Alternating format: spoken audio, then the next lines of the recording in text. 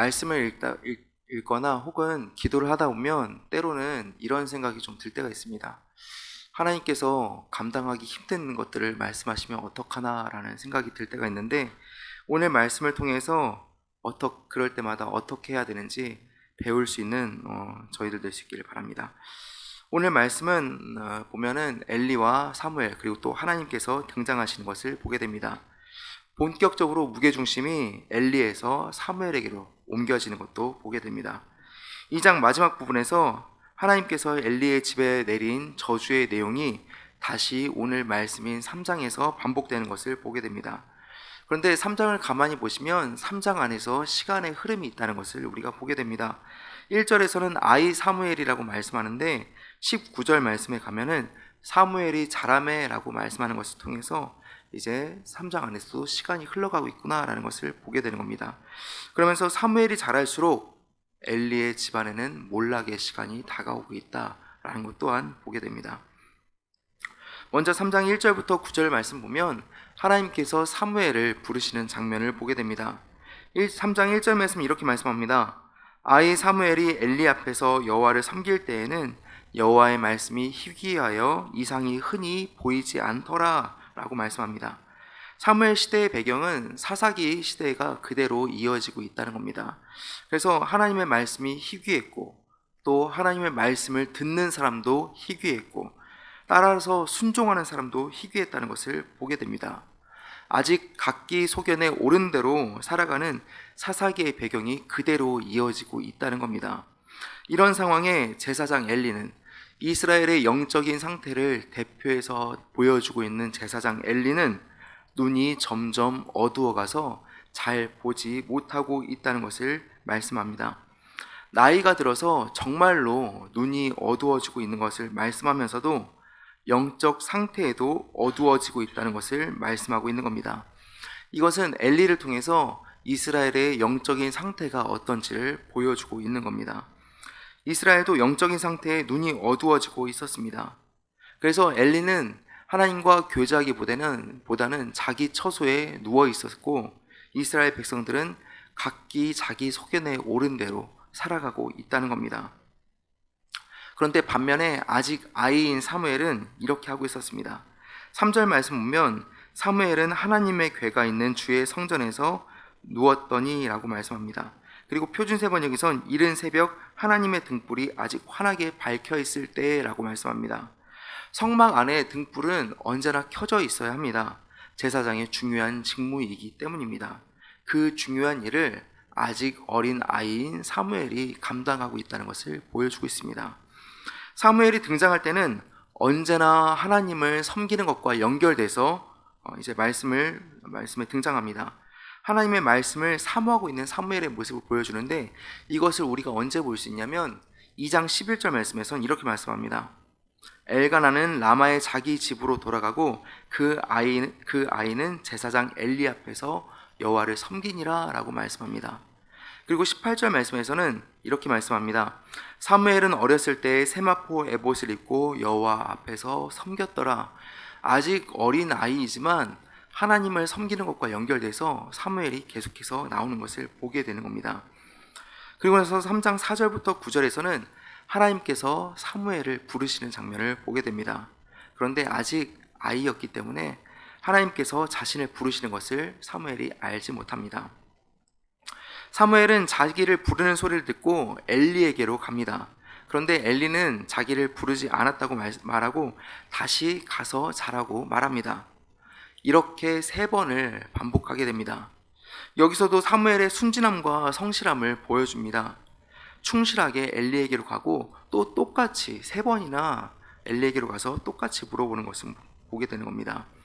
아직 사무엘은 하나님을 알지 못하고 여호와의 말씀도 사무엘에게 나타나지 못했습니다. 아직 경험하지 못했기 때문에 사무엘은 엘리가 자신을 부르는 줄 알고 엘리에게로 계속해서 가고 있는 겁니다. 하나님께서 3번째로 사무엘에게 나타나시고 부르신 뒤에야 엘리가 알아챕니다. 3장 8절에서는 이렇습니다. 여호와께서 3번째 사무엘을 부르시는지라 그가 일어나 엘리에게로 가서 이르되 당신이 나를 부르셨기로 내가 여기 있나이다 하니 엘리가 여호와께서 이 아이를 부르신 줄을 깨닫고 9절입니다. 엘리가 사무엘에게 이르되 가서 누웠다가 그가 너를 부르시거든 내게 말하기를 여호와여 말씀하옵소서 주의 종이 듣겠나이다 하라 하니 이에 사무엘이 가서 자기 처소에 누우니라 라고 말씀합니다. 엘리가 사무엘에게 가르쳐 줄 수 있었던 것은 그도 같은 경험이 있었기 때문입니다.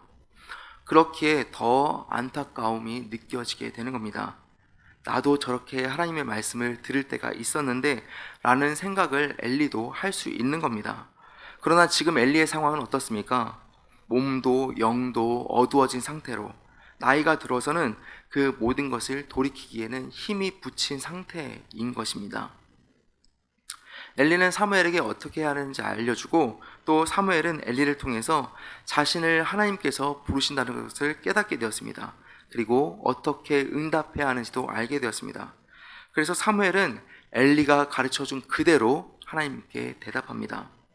10절부터 14절 말씀 보면 다시 사무엘을 부르시고 하나님께서 말씀하시는 것을 보게 됩니다. 하나님께서 사무엘을 부르시고 말씀하신 내용은 엘리의 집에 저주를 내리시겠다라는 말씀이고 또 그 말씀을 이루실 것이다 라는 겁니다. 10절부터 14절 말씀을 보면 하나님께서 엘리 집에 내릴 재앙에 대해서 저주에 대해서 말씀하십니다. 11절 말씀은 이렇습니다. 여호와께서 사무엘에게 이르시되 보라 내가 이스라엘 중에 한 일을 행하리니 그것을 듣는 자마다 두 귀가 울리리라. 12절 내가 엘리의 집에 대하여 말한 것을 처음부터 끝까지 그날에 그에게 다 이루리라. 13절입니다. 내가 그의 집을 영원토록 심판하겠다고 그에게 말한 것은 그가 아는 죄악 때문이니 이는 그가 자기의 아들들이 저주를 자청하되 금하지 아니하였음이니라. 14절 그러므로 내가 엘리의 집에 대하여 맹세하기를 엘리 집의 죄악은 제물로나 예물로나 영원히 속죄함을 받지 못하리라 하였노라 하셨더라 라고 말씀합니다. 하나님께서 처음으로 아이 사무엘에게 나타나서 하신 말씀입니다. 그런데 그 내용이 어떤 겁니까? 자신과 가장 가까이 있는 제사장이면서도 한참 어른인 엘리의 집에 대한 심판의 내용입니다. 사무엘은 아직 어렸습니다. 그런데 그 감당하기 힘든 말씀을 하나님께서 아직 어린 아이인 사무엘에게 말씀하고 있는 겁니다. 그러면서 11절 말씀에서는 앞으로 하나님께서 엘리의 집과 이스라엘에게 행하실 일을 말씀합니다. 심판의 범위가 엘리의 집에서 더 나아가서 온 이스라엘에게까지 끼칠 것이다 라고 말씀하고 있는 겁니다. 11절 말씀에서는 듣는 자마다 두 귀가 울리리라 라고 말씀하는데 이것을 표준세 번역에선 듣는 자마다 무서워서 귀까지 멍멍해질 것이다 라고 말씀합니다. 또 공동 번역에서는 듣는 사람마다 가슴이 내려앉으리라 라고 말씀합니다. 이 말씀은 심판과 재앙의 배경 안에서 계속해서 사용됩니다. 열왕기하 21장 12절에서 므낫세 왕의 죄로 인해서 예루살렘이 받게 될 심판에 대해서 말씀하실 때 두 귀가 울릴 것이다 라고 말씀하셨고 또 예레미야 19장 3절에서 유다 왕과 예루살렘 백성들에게 심판이 선포될 때 이 말씀이 또 똑같이 선포될 때 사용되었습니다. 하나님께서 하실 일을 모든 사람이 보고 하나님의 놀라우심을 보게 되고 또 그로 인해서 두려움으로 마음이 놓일 것이다, 마음이 무서워질 것이다 라고 말씀하시고 계신 겁니다. 하나님은 실제로 그 일을 이루실 능력이 있으시기 때문에 그 일은 반드시 이루어질 겁니다. 하나님을 무시하는 사람들의 결과가 어떤 것인지 모든 사람이 보게 될 것이다 라고 하나님께서 말씀하고 계신 겁니다. 또한 엘리가 자신의 집안에 심판을 받게 되는 것은 그가 아는 죄악 때문입니다. 엘리는 자신이 한 일과 또 저지른 죄에 대해서 분명히 알고 있었습니다. 하나님의 사람이 와서 하나님께서 어떻게 이 집을 심판하실 것이다 라고 말씀하셨는데도 하나님의 말씀에 반박하지 못하고 그대로 수용하는 것을 보게 됩니다. 이 심판의 말씀을 아직 어린 아이인 사무엘이 큰 어른인 엘리에게 전해야 하게 되는 겁니다. 그래서 사무엘은 망설이고 있습니다. 15절 말씀 보면 사무엘이 아침까지 누웠다가 여호와의 집을 열었으나 그 이상을 엘리에게 알게 하기를 두려워하더니 라고 말씀합니다. 사무엘은 여기서도 성실한 모습을 보여줍니다. 간밤에 하나님께서 그렇게 무서운 말씀을 자신에게 들려주었다면 아침에 일어나길 주저하거나 혹은 그 자리에 누워 있었을 수도 있습니다. 아니면 아프다는 핑계를 댈 수도 있었습니다. 하지만 사무엘은 매일 아침 똑같이 그대로 해야 할 일을 합니다. 그리고 또 하나님의 말씀을 들었다는 것에서 자신이 으스대거나 혹은 교만해질 수도 있는데 전혀 그렇지 않게 어제와 똑같은 하루를 시작하고 있는 겁니다.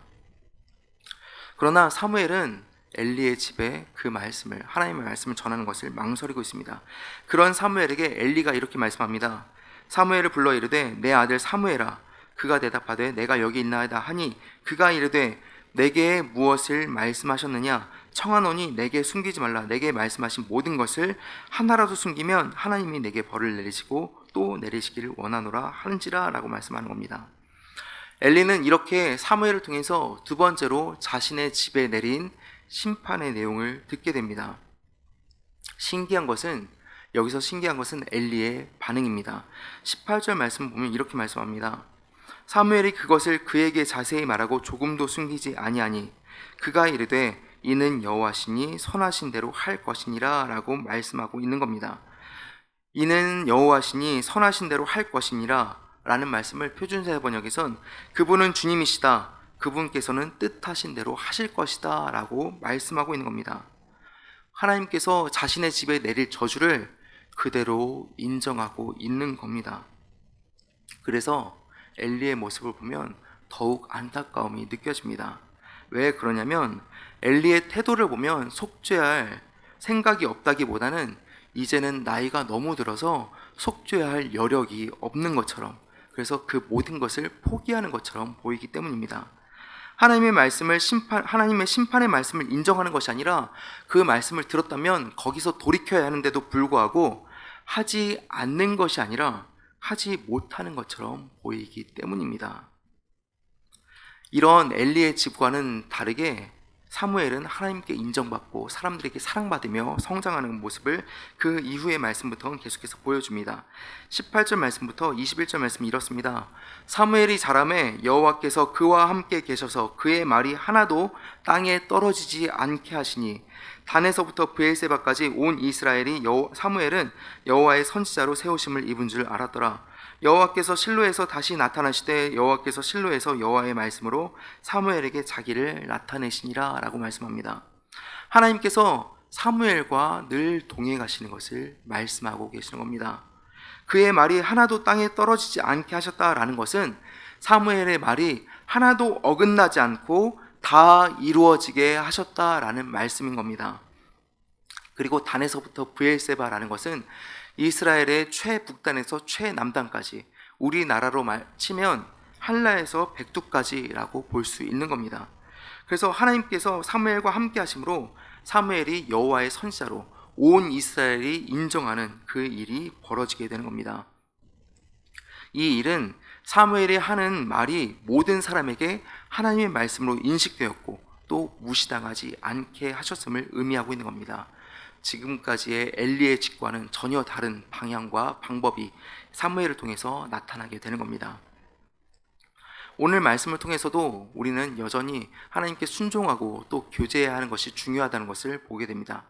자꾸만 교제에 대해서 강조하고 있는데요, 그 이유는 잊어버리기 때문입니다.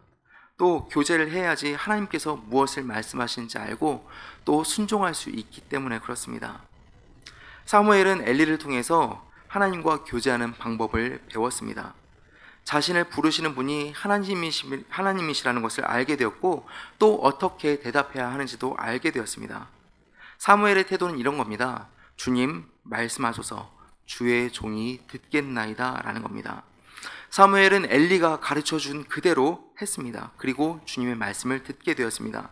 듣고 난 뒤에 들은 것으로 끝나는 것이 아니라 그 말씀에 순종했습니다. 아직 어린 아이인 사무엘이 가장 큰 어른인 엘리에게 전하기 어려운 말씀임에도 불구하고 그 말씀 그대로 순종했다는 겁니다. 순종하려고 할 때 분명히 망설였습니다. 왜냐하면 자신이 전하기 어려운 내용이기 때문입니다. 그러나 사무엘은 자신이 순종했을 때 두 가지를 또 배우게 되었습니다. 첫 번째는 어떤 거냐면 하나님의 말씀을 전했을 때 받아들이는 쪽이 어떻게 반응하는지를 보게 되었고, 또 하나님께서 어떻게 일하시는지를 보게 된 것입니다. 첫 번째로 하나님의 말씀에 받아들이는 쪽의 반응을 보게 되는데, 엘리의 태도를 통해서 사무엘이 배울 수 있는 것은 이렇게도 하나님께서 순종하게 하시는구나 라는 것을 배우게 되는 겁니다. 엘리는 의외로 하나님의 저주의 말씀을 담담하게 받아들입니다. 이미 들어서 알고 있었기 때문이기도 하고, 또 하나님의 말씀을 돌이킬 수 없다는 것을 알고 있기 때문입니다. 또 하나님께서 어떻게 일하시는지를 사무엘은 배우게 되었습니다. 담담하게 받아들이는 엘리를 보면서 하나님께서 이미 엘리의 마음속에 그렇게 받아들일 수 있도록 일하시고 예비하셨음을 알게 된다는 겁니다. 그래서 앞으로 전하기 어려운 말씀이 있다 할지라도 담대하게 하나님의 말씀을 전하게 되는 겁니다. 그리고 하나님께서 말씀하실 때는 고난과 역경이 있다는 것도 아직 어린 아이인 사무엘이 배울 수 있게 되는 겁니다. 우리도 이와 마찬가지로 하나님께서 말씀하실 때 우리의 마음이 어떻게 바뀌는지를 경험하게 되는 겁니다. 하나님께서 우리에게 말씀하실 때 강압적으로 혹은 강요하지 않습니다. 하나님이 인격적이신 분이시기 때문에 우리가 받아들일 준비를 하게 하시고, 혹은 말씀하셨다 할지라도 그 말씀을 받아들일 마음과 준비를 하게 하시는 겁니다. 이를 통해서 하나님의 말씀이 우리에게 전해졌을 때, 들려졌을 때 순종으로 나아갈 수 있는 저와 성도님들 될 수 있기를 바랍니다. 우리는 주님과의 교제를 통해서 순종을 배우게 됩니다. 우리가 하나님의 뜻을 알 수 있는 방법은 세 가지가 있습니다. 칼 바르트라는 신학자는 계시의 삼중성을 이야기하면서 우리에게 하나님의 계시가 어떻게 드러나는지 세 가지를 말씀합니다. 먼저 계시된 말씀으로 예수 그리스도가 있고, 또 기록된 계시, 기록된 말씀으로 성경이 우리에게 주어졌다라고 말씀합니다. 세 번째로 선포된 말씀인 설교 말씀이 있다고 말씀합니다. 그래서 우리는 세 가지 방법을 통해서 하나님의 뜻을 알 수 있게 되는데, 예수 그리스도라는 계시가 성경의 증언을 통해서 교회 안에서 선포될 때 우리는 하나님의 계시를 경험할 수 있게 된다고 말씀합니다. 계시가 어떻게 우리에게 다가오는지를 말씀하고 있는 겁니다. 하나님의 뜻을 이렇게 알게 되었을 때 우리의 태도는 무엇이 되어야 하냐면, 주님 말씀하소서, 주의 종이 듣겠나이다 라는 겁니다. 주님의 말씀을 듣게 되면 순종으로 이어져야 한다는 겁니다. 우리는 이 순종을 엘리의 태도를 통해서 또한 보게 됩니다.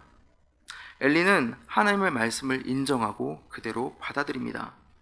하나님께서는 때로는 엘리에게와 같이 우리에게도 받아들이기 어려운 말씀을 하실 때가 있습니다. 순종하기 어려운 말씀을 주실 때가 있는 겁니다.